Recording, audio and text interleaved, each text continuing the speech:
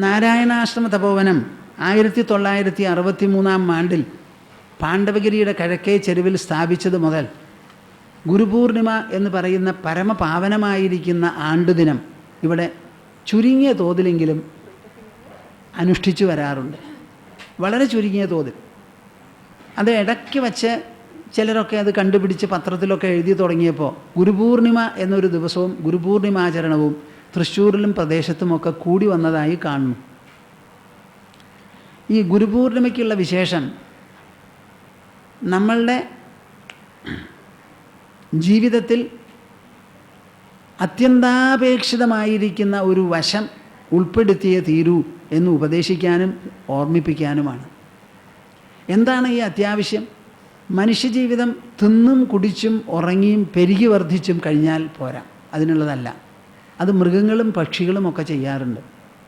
മനുഷ്യജന്മത്തിൽ മനസ്സിൻ്റെ ഭവ്യതയും ബുദ്ധിയുടെ നേട്ടങ്ങളും വളരെയധികം പ്രധാനമാണ്. അപ്പം മനസ്സിനെയും ബുദ്ധിയെയും വേണ്ടതുപോലെ ശുദ്ധമാക്കാനും പരിമളഭൂയിഷ്ടമാക്കാനും വേണ്ടിയുള്ള പ്രയത്നം ചെയ്യാത്ത മനുഷ്യജീവിതം സഫലമല്ല. നമ്മുടെ ഈ രാജ്യം വളരെ വിശേഷപ്പെട്ട ഒരു പുണ്യഭൂമിയാണ്. ലോകത്തിലുള്ള ജനതകൾക്കെല്ലാറ്റിനും മധ്യേ ഭാരതത്തിലെ ജനത ഏറ്റവും പഴക്കം കൂടിയതാണ്. ഒരു ജനതയെ അളക്കുന്നത് അവർ നിലനിർത്തിപ്പോരുന്നതായ സാഹിത്യ സംസ്കാരത്തിലൂടെയാണ്. ബാക്കി എല്ലാ സാധനങ്ങളും കെട്ടിയുണ്ടാക്കിയാൽ അത് കാലാന്തരത്തിൽ പൊളിഞ്ഞും ഇടിഞ്ഞും പോകും. സാഹിത്യം എന്ന് പറയുന്നത് മാത്രം തലമുറകളായി പഠിച്ചും പരിരക്ഷിച്ചും ഉൾക്കൊണ്ടും ബാക്കിയുള്ളവർക്ക് പകർന്നു കൊടുത്തും നിലനിർത്താം എന്നുള്ളതാണ്.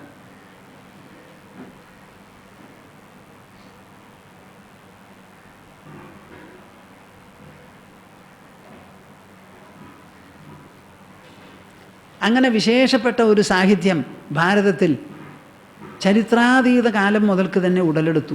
ചരിത്രാതീതം എന്ന് പറഞ്ഞാൽ അത് ഇത്രയാണെന്ന് പറയാൻ പറ്റില്ല. അതുകൊണ്ടാണ് നാം അതിനെ അനാദി അനാദി അനാദി എന്ന് പറയണത്. ആദിയില്ലാത്തത്. ഈ ലോകം ആദിയില്ലാത്തതാണ്, ഈശ്വരൻ ആദിയില്ലാത്തതാണ്. അതുപോലെ നമ്മുടെ കയ്യിലുള്ള വേദങ്ങളും അനാദിയാണെന്ന് പറയും. ഈ വേദങ്ങൾ ഉണ്ടായത് എന്താണെന്നോ അതിൻ്റെ പരിസമാപനത്തിലെത്തിയത് എത്ര കാലം കൊണ്ടാണെന്നോ നമുക്ക് പറയാൻ പറ്റില്ല.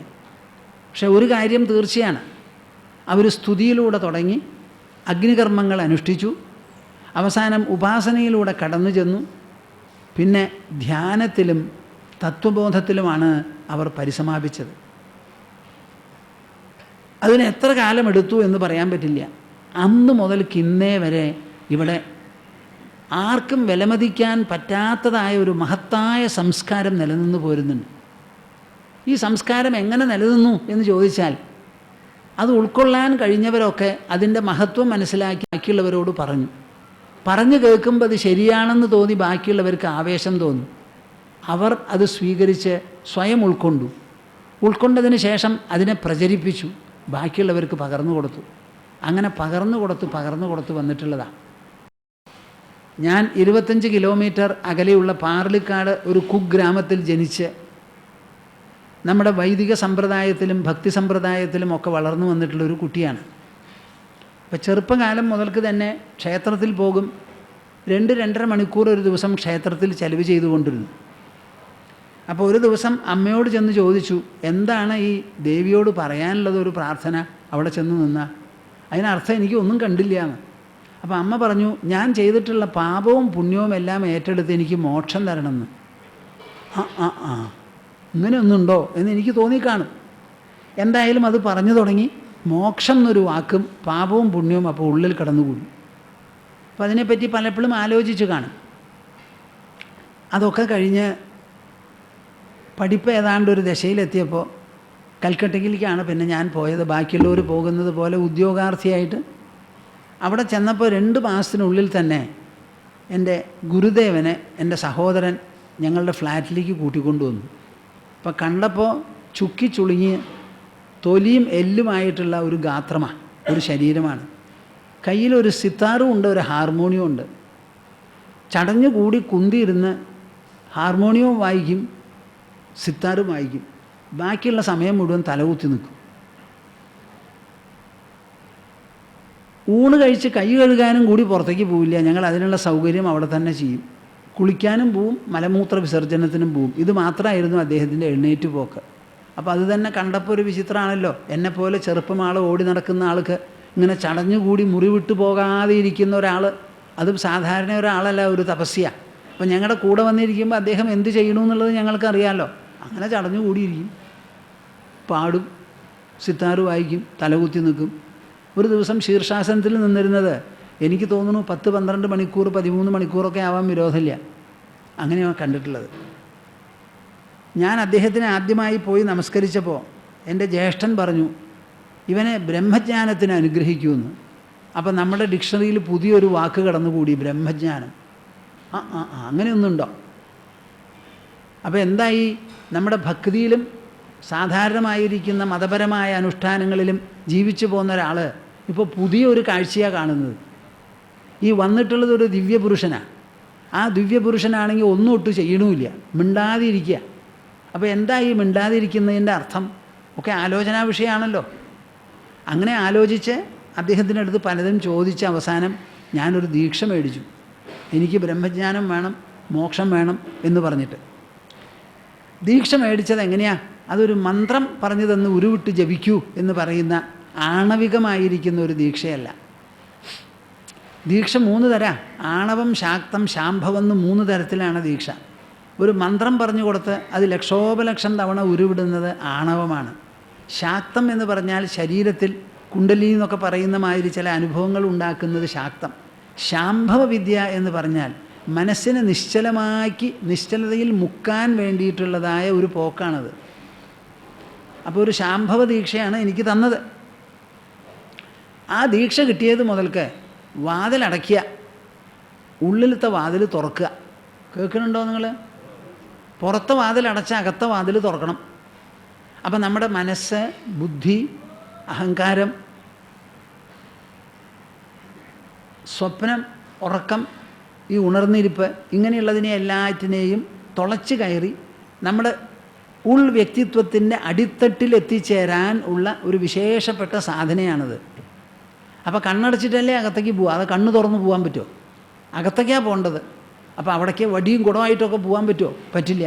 അപ്പോൾ അകത്ത് കിടന്ന് അകത്ത് തപ്പിത്തരടി അങ്ങോട്ട് ഉണ്ടാക്കണം കാര്യം. സർവ്വദിക്കിലും വ്യാപിച്ചിരിക്കുന്ന ഒരു ഈശ്വരൻ നമ്മുടെ ഉള്ളിലില്ലെങ്കിൽ അദ്ദേഹം ഈശ്വരനാവില്ലല്ലോ. അപ്പോൾ ഉള്ളിൽ തപ്പി ഉള്ളിൽ കണ്ടെത്തണം. അതിന് വേണ്ടിയിട്ടുള്ളതാണ് ഈ സാധന. ആ സാധന പിന്നീട് എനിക്ക് മനസ്സിലായി ജ്ഞാനതപസ്സാണ് എന്ന്. ഇന്നേ ദിവസം നമ്മളെ ഓർമ്മിപ്പിക്കുന്നത് യജ്ഞം, ദാനം, തപസ് എന്ന് പറയുന്ന 3 പ്രധാനപ്പെട്ട ഘടകങ്ങളുണ്ട് നമ്മുടെ വിശേഷപ്പെട്ട ഹൈന്ദവ ധർമ്മത്തിൽ. അല്ലെങ്കിൽ നമ്മുടെ സനാതനധർമ്മം, ഹിന്ദുക്കളുടെ ധർമ്മം എന്ന് പറയേണ്ട, ഭാരതത്തിൻ്റെ ധർമ്മത്തിൽ. യജ്ഞം എന്ന് പറയുന്നത് ഈശ്വരന് വേണ്ടി എന്ത് ചെയ്യുന്നുവോ അതൊക്കെ യജ്ഞമാണ്. നിങ്ങൾ എന്ത് ചെയ്താലും, ഒരു വാക്ക് പറഞ്ഞാൽ, ഒരു സാധനം കൊടുത്താൽ, ഒരു പ്രവൃത്തി ചെയ്താൽ, ഒരു ചിന്ത മനസ്സിൽ വന്നാൽ, ഒരറിവ് മനസ്സിലുണ്ടായാൽ, സംശയം തോന്നിയാൽ, എന്തൊക്കെ ഈശ്വരാർത്ഥം ചെയ്യുന്നുണ്ടോ അതൊക്കെ യജ്ഞമാണ്. അവനവൻ്റെ കയ്യിലുള്ള സ്വത്ത് രക്തബന്ധത്തിലും വിവാഹബന്ധത്തിലും പെടാതെ ബാക്കിയുള്ളവർക്ക് നിങ്ങളിത് കൊണ്ടുപോയി ഉപയോഗിക്കൂ, എനിക്കതിൽ സന്തോഷമുണ്ട്, കൃതാർത്ഥതയുണ്ട് എന്ന് പറഞ്ഞു കൊടുക്കുകയാണെങ്കിൽ അത് ദാനമായി. അത് ദാനം കൊടുക്കുന്ന സമയത്ത് നല്ല സാധനം കൊടുക്കണം കേട്ടോ. വീട്ടിൽ കുറച്ച് അധികം ഉണ്ട് അതുകൊണ്ട് കൊടുത്തു കളയാമെന്ന് വിചാരിക്കരുത്. നല്ല സാധനം കൊടുക്കണം. അത് വെടുപ്പാക്കി വൃത്തിയാക്കി നല്ല പാത്രത്തിൽ മേടിച്ച് ശ്രദ്ധയോടുകൂടി നല്ല വിചാരത്തോട് കൊടുക്കുമ്പോഴേ ദാനമാവുള്ളൂ. മേടിച്ച് കൊണ്ടുപോകുന്നവർ അതിൻ്റെ ഭൗതിക വസ്തുക്കളാണ് ഉപയോഗിക്കുന്നത്. അത് കൊടുത്തത് കൊണ്ട് നിങ്ങൾക്ക് കിട്ടാനുള്ളതോ അന്തരമായിരിക്കുന്ന ഒരു ധന്യതയാണ്. അപ്പോൾ ദാനം ദാതാവിനെ അനുഗ്രഹിക്കണമെങ്കിൽ വാക്കുകൾ ശ്രദ്ധിക്കുന്നുണ്ടോ നിങ്ങൾ? ഇല്ല എന്നാണ് എനിക്ക് തോന്നണേ. അതോ ഊണ് കഴിക്കാനുള്ള തിരക്കായോ? ദാനം ദാതാവിനെ ശുദ്ധമാക്കണമെങ്കിൽ, ധന്യമാക്കണമെങ്കിൽ, അനുഗ്രഹിക്കണമെങ്കിൽ ആ ദാനം ചെയ്യുന്നത് നല്ല ഉദാത്തമായൊരു മനസ്സോടുകൂടി ചെയ്യണം. അതിൽ പിശുക്ക് പാടില്ല, കളവ് പാടില്ല, വൃത്തികേട് പാടില്ല, വഞ്ചന പാടില്ല. 10,000 ഉള്ളവൻ 1000 കൊടുത്താൽ നടക്കില്ല. അത് നിങ്ങൾ വിചാരിക്കും ഞാൻ 1000 കൊണ്ട് കഴിച്ചു എന്ന്. പക്ഷേ ഇതിൻ്റെ ഉള്ളിൽ എല്ലാറ്റിലും ഒരു സത്യമുണ്ട്. 100 ഉള്ളവൻ 5 കൊടുത്തോട്ടെ, വിരോധമില്ല. 1 ഉറുപ്പികയുള്ളവൻ 2 പൈസ കൊടുത്താലും വിരോധമില്ല. 10,000-ഉം 10 ലക്ഷവും ഉള്ള ആൾ. അപ്പോൾ ആനുപാതികമായിട്ട് നമ്മൾ മനസ്സോടുകൂടി കൊടുക്കണം. ഇപ്പോൾ കല്യാണം കഴിച്ചു പോകുന്ന പെൺകുട്ടിക്ക് പിശുക്ക് പിടിച്ചിട്ടാണോ നിങ്ങൾ പണ്ടം മേടിക്കുക? എന്താ മിണ്ടാതെ? കടം മേടിച്ചെങ്കിലും പണ്ടം മേടിച്ച് കൊടുക്കില്ലേ? അത് തൻ്റെ പെൺകുട്ടി ആയതുകൊണ്ടാണ്. അപ്പോൾ വല്ലവർക്കും കൊടുക്കുന്ന സമയത്തും അവിടെ സർവ്വ പിശുക്ക് വന്നു. അത് ശരിയല്ല, ശരിയല്ലാതെ ഒരാലോചനയും വേണ്ട, നല്ലപോലെ മനസ്സിലാക്കിക്കോളൂ. അപ്പോൾ ആനുപാതികമായിട്ട് വേണം ദാനബുദ്ധി മനസ്സിൽ വരാൻ. പിന്നെയോ തപസ് എന്ന് പറയുന്നത് എന്താ? അനാശാസ്യമായിരിക്കുന്നത് എന്തൊക്കെയുണ്ടോ അതൊക്കെ ഉപേക്ഷിക്കുക, ആശാസ്യമായിട്ടുള്ള കാര്യങ്ങൾ ഉൾക്കൊള്ളുക. അത് ശാരീരികമാകാം, വാചികമാകാം, മാനസമാവാം, ബൗദ്ധമാവാം, ബുദ്ധിപരമാവാം, എന്തൊക്കെയുണ്ടോ. അവസാനത്തെ തപസ് അഹങ്കാരം വിടല. എന്താ ഈ അഹങ്കാരം? ഞാൻ എൻ്റേത്. ഈ രണ്ട് വിചാരം മനസ്സിലുണ്ടെങ്കിൽ അത് വലിയ മഹാപാപ. To feel I is the greatest of sins. നല്ല പോലെ മനസ്സിലാക്കിക്കോളൂ. അപ്പോൾ ബാക്കിയെല്ലാം ഈ അഹങ്കാരം ഇല്ലാതെയാക്കാൻ വേണ്ടിയിട്ടുള്ളതായ തപസ്സുകളാണ് ബാക്കിയുള്ളതൊക്കെ. അപ്പോൾ ഈ അഹങ്കാരം ഉള്ളിലുള്ളത് നീക്കാൻ പുറത്ത് മെഴുക്കിട്ടാൽ പറ്റുമോ? അത് മനസ്സിൽ നിന്നും അകത്തു നിന്ന് എടുത്തു കളയണം. അങ്ങനെ വരുമ്പോഴാണ് ഈ ജ്ഞാനം ഒരു തപസ്സായി തീരുന്നത്. ഈ നാരായണാശ്രമ തപോവനം ഇങ്ങനെയുള്ള ജ്ഞാനതപസ്സിന് വേണ്ടി നിലനിൽക്കുന്നതാണ്. ഞങ്ങളുടെ ജ്ഞാനതപസ് പ്രധാനമായിട്ടും മനസ്സിലും ബുദ്ധിയിലുമാണ് നിക്ഷിപ്തം. പക്ഷേ മനസ്സും ബുദ്ധിയും ഇല്ലാതെ ഒരു പ്രവൃത്തിയും ചെയ്യാൻ സാധിക്കാത്തത് കൊണ്ട് ചെയ്യുന്ന പ്രവൃത്തിയിലെല്ലാം ഈ ജ്ഞാനതപസ് ഉണ്ടാവണം. ഇവിടെ താമസിക്കുന്ന അന്തേവാസികളോട് ഞങ്ങൾ എപ്പോഴും പറയുന്നതാണ്, ഒരു സാധനം വയ്ക്കുന്ന സമയത്ത് നല്ല ബുദ്ധിയോടുകൂടി നല്ലപോലെ വയ്ക്കണം. ഈ കണ്ണട കൊണ്ടുവന്നു, അതിങ്ങനെ വെച്ചാലോ? അതിനൊരു ഇരിപ്പും ഒരു മര്യാദയുണ്ട്. അതങ്ങനെ വയ്ക്കൂ. സ്റ്റൂൾ ഇങ്ങനെയാണെങ്കിൽ ഇങ്ങനെ വെച്ചാൽ പോരാ, അതിന് സമാന്തരമായിട്ട് വയ്ക്കൂ. ഒരു ഗ്ലാസ് വെള്ളം കൊണ്ട് കൊടുക്കും, ഇത് ഇങ്ങനെ കൊടുക്കണത്. ഈ ദാനം എന്ന് പറയുന്നത് മറ്റ് പ്രാണികൾക്ക് ചെയ്യാൻ പറ്റില്ല. ഒരു പശുവിന് വെള്ളം കൊടുത്താൽ കുട്ടിക്ക് വേണമെന്ന് പറഞ്ഞ് അത് ബാക്കി വയ്ക്കില്ല, മുഴുവനും ഉറിഞ്ചു കുടിക്കും. ഞാനിവിടെ പശുക്കളെ കണ്ടിട്ടുണ്ട്. ഒരു ബക്കറ്റിൽ വെള്ളം വെച്ചാൽ തള്ള മോന്തയിടും, മുഖമിടും. കുട്ടിയും വന്നിട്ടാൽ കുട്ടിയെ ഒരു തള്ളു കൊടുത്താൽ അത് വെള്ളം മുഴുവൻ കുടിക്കും. ഈ മനുഷ്യന് മാത്രമേ ദാനം ചെയ്യാൻ പറ്റുള്ളൂ, മറ്റു ജീവികൾക്ക് പറ്റില്ല. അവർക്ക് ദാനം എന്നൊന്നും ഇല്ല. അപ്പോൾ തപസ് എന്ന് പറഞ്ഞാൽ ഇതാണ്. അപ്പം നമ്മുടെ തപസ്സിൻ്റെ ഈ താക്കോൽ എവിടെയാണ്? മനസ്സിലും ബുദ്ധിയിലുമാണ്. അപ്പോൾ ആ മനസ്സിനും ബുദ്ധിക്കും വേണ്ട കാര്യങ്ങൾ പറഞ്ഞ് മനസ്സിലാക്കി ഉണർത്തിച്ച് ഈ ജ്ഞാനതപസ് അനുഷ്ഠിച്ച് അതിനാൽ സ്വയം നിറയണം.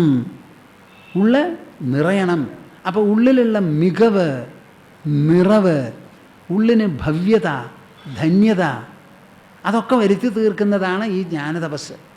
പുറം വസ്തുക്കൾ ഒരു സാധനം നമ്മുടെ ഇന്ദ്രിയങ്ങളിലൂടെ ഉള്ളിലേക്ക് കിടന്ന് മനസ്സിനെ തൊടില്ല. ഞാൻ പറയുന്ന ഭാഷ നിങ്ങൾക്ക് മനസ്സിലാവുന്നുണ്ടോ? ഒരു വീട് അത് അവിടെ ഇരിക്കുകയുള്ളൂ, അത് നമ്മുടെ ഉള്ളിലേക്ക് വരുമോ? ഒരു കുട്ടി കൈ നിറച്ച് പണ്ടുണ്ട്, ആ പണ്ടം കയ്യിലല്ലേ ഇരിക്കുള്ളൂ, അത് മനസ്സിലേക്ക് വരുമോ? അപ്പം മനസ്സിനെ സ്പർശിച്ച് സുഖിപ്പിക്കാൻ ഇവിടെ ലോകത്തിൽ എന്ത് വസ്തുവാണുള്ളത്? ഒന്നുമില്ല. അത് മനസ്സിന് എൻ്റെ ആണെന്ന് തോന്നുമ്പോൾ ഒരു സന്തോഷം ഉണ്ടാവുന്നതാണ്. എൻ്റെ ആണെന്നുള്ള തോന്നലാണ് അവിടെ സന്തോഷത്തിന് കാരണം.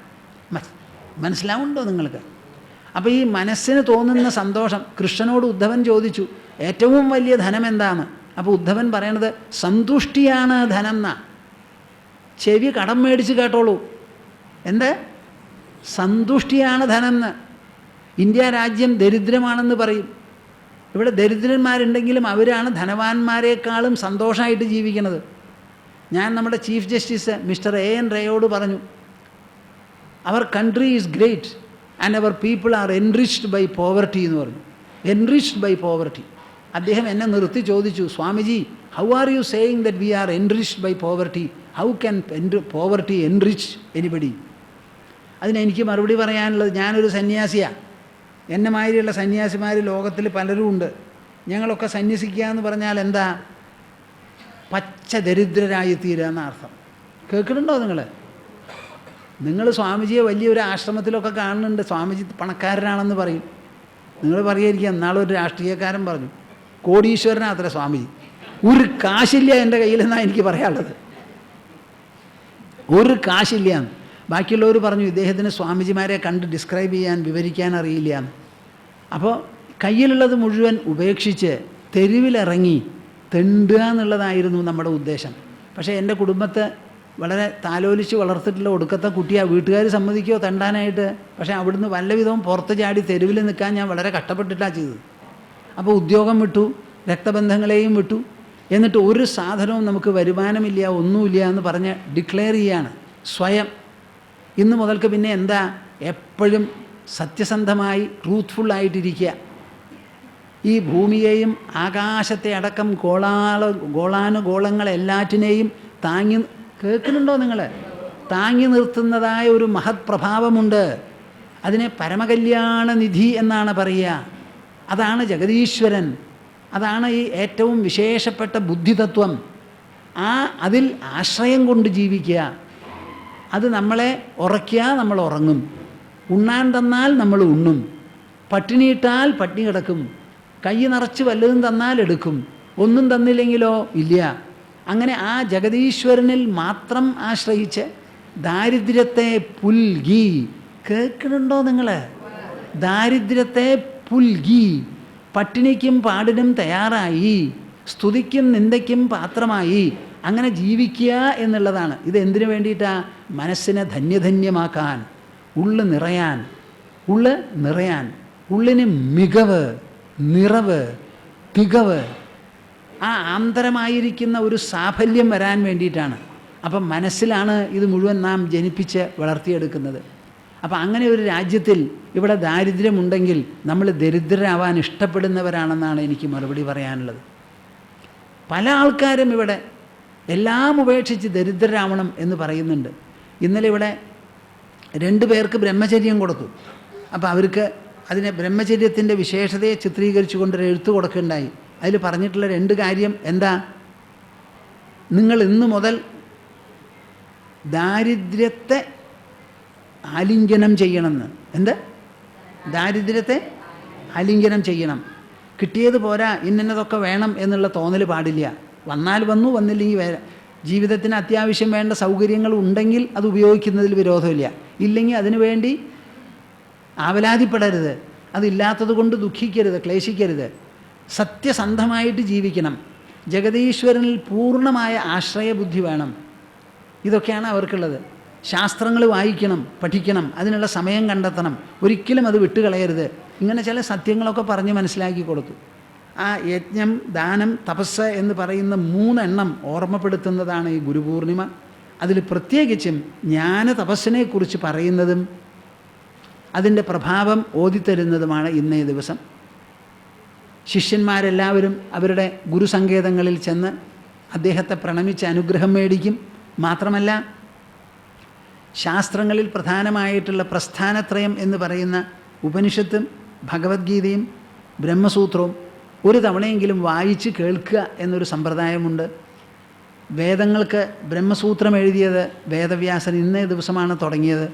ശങ്കരാചാര്യർ അതിന് ഭാഷ്യം രചിച്ചത് ഇന്ന് മുതൽക്കാണ്. പല ഗ്രന്ഥങ്ങളും സന്യാസിമാരും തപസ്വികളും ആരംഭിച്ചിട്ടുള്ളത് ഈ ഗുരുപൂർണിമയ്ക്കാണ്. പൂർണ്ണ ചന്ദ്രനെ പോലെ ആവണം നമ്മുടെ മനസ്സ് എന്നാണ് പ്രമാണം. പൂർണ്ണ ചന്ദ്രനെ പോലെ ആവണം. സൂര്യനെ പോലെ ആവണ്ട, കുറച്ച് ഉഷ്ണം ഉണ്ടാവും. അപ്പോൾ ചന്ദ്രനെ പോലെ ആയാൽ മതി.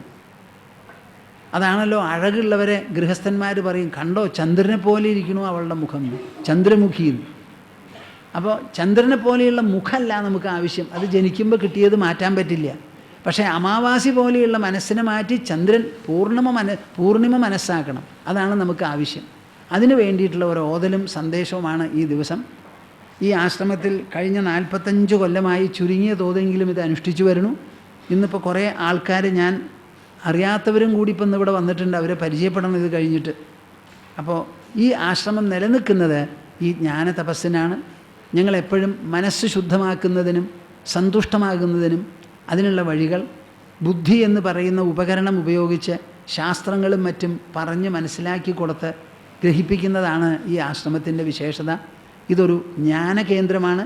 ഇതിന് പ്രത്യേകിച്ച് ശരിയായിട്ടുള്ള പേര് പറയുകയാണെങ്കിൽ ബ്രഹ്മവിദ്യാ പ്രചരണ കേന്ദ്രം സ്ഥാപനം എന്നാണ് ഈ ആശ്രമത്തിന് പറയുക.